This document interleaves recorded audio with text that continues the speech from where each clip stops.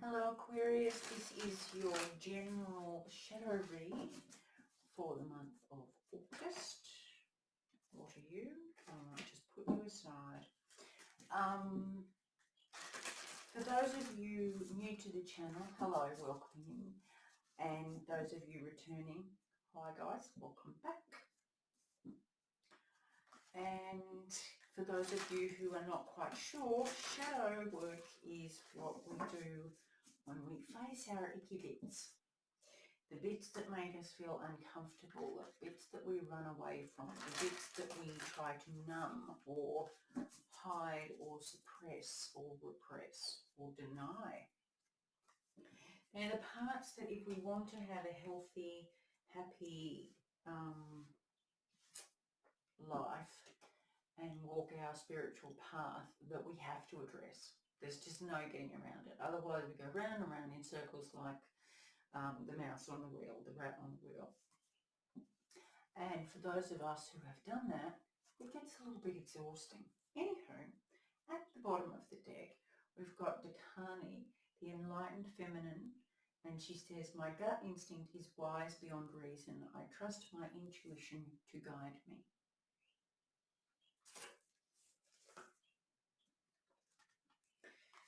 Let's see what else. We've got Perpetua, the saint of authenticity. I am my authentic self in all circumstances. That's one of the shadow things that we have to overcome, is being a mask wearer for what we think other people want us to be. And the one that fell out earlier is, I can't pronounce this, the mother of believers. I am spiritually and financially abundant. I provide heaven and earth for myself.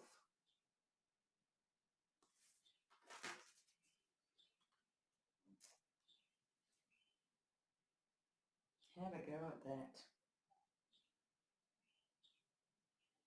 When you realise that you trust your path, your intuition, your worth, and you gain wisdom and enlightenment by doing that, and by going through it. The only way you're going to learn is by tripping or falling or making mistakes or trying something new. If you're not trying something new, you're not learning anything. And to do it authentically, to be okay with people disapproving, people not understanding, people judging, or, you know, to whatever other people, the external reaction is, you're okay with that. That's being authentic. And it's also being honest with yourself. Being authentic isn't just, this is who I am, accept it or don't. Being authentic is being authentic with yourself, not believing your own bullshit, not believing your own lies that we tell ourselves all too often.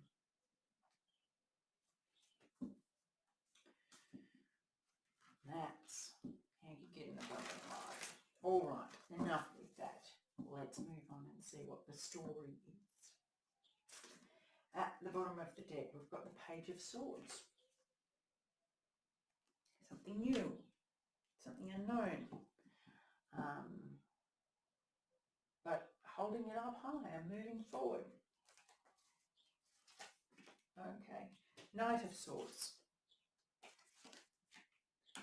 Six of Wands, Nine of Pentacles, Page of Wands, Knight of Wands. This is really interesting. Seven of Cups, Sun, King of Pentacles, Four of Cups.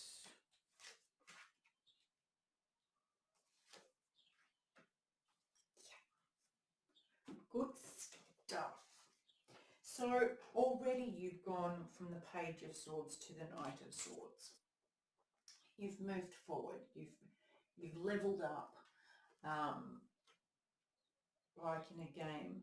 And whereas the Page of Swords, sorry, I'm just getting some downloads. The Page of Swords is like, okay, I've got this truth, I've got this understanding, I'm going to go forward. The Knight of Swords goes, I've got this understanding and now I can carry it forward regardless of what comes at me. See all the crows? Regardless of what comes at me, I'm going to move forward. And that is a victory. That is overcoming something. This is the victorious return card. And she's, what's she carrying? A baby. She's carrying a baby and she's returning victorious. So it's like you're carrying your own baby.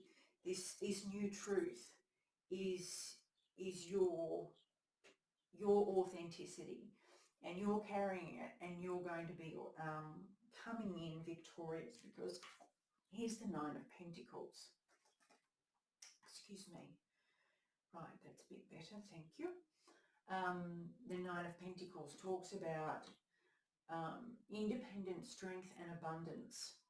You know, standing in your truth and your willingness to go it alone, and then finding abundance through your own strength. It's kind of like, hey, I can do this, I could do this, I did do this.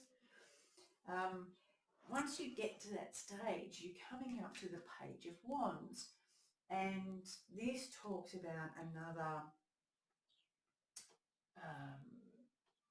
kind of learning process. It's all right. I learned how to pull myself up. I learned how to stand up on my own.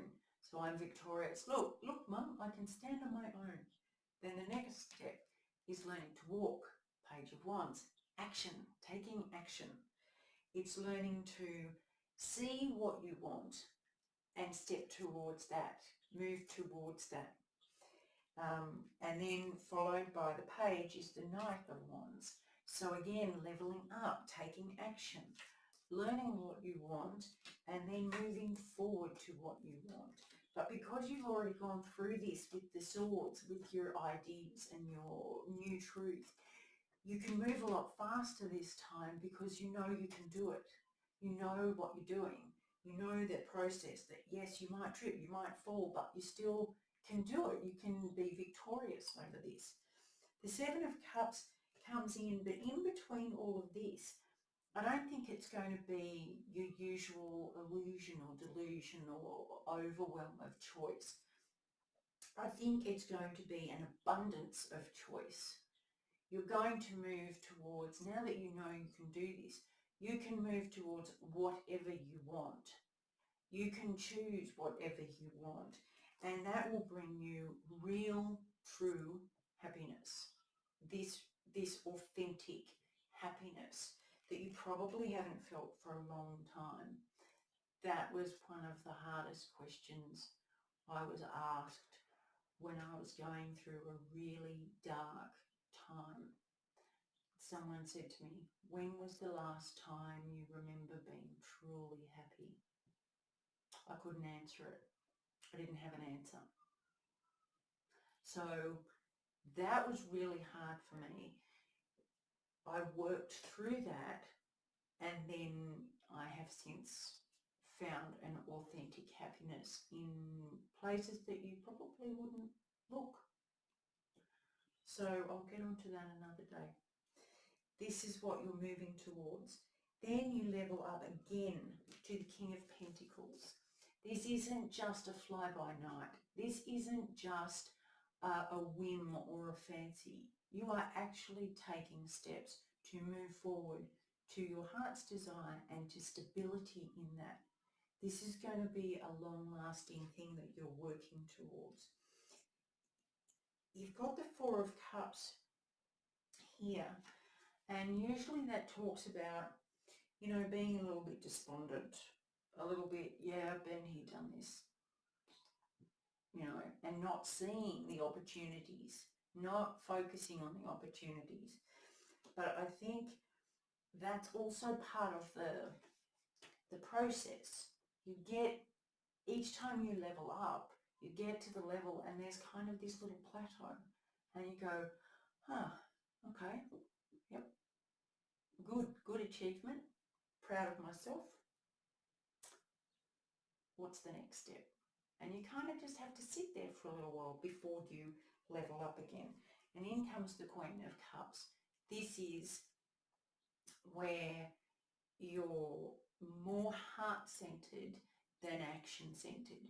You are more compassionate, understanding, empathetic. And that comes from the experiences you have had up until now. You understand why somebody's back here on the rat wheel. You get it because you were there yourself. So you can look at them with no judgment and just compassion and heart-centered understanding. Occasionally you will find a bit of argy-bargy going on in your head, you know, a little bit of the back and forth, is this all there is? Should I do it better? Should I have gone this way? Tell it to shut up, because you know the truth. The Ace of Swords coming out loud and clear. This is what you found all the way back here. So revisit this. What was it? What did I find? That's it.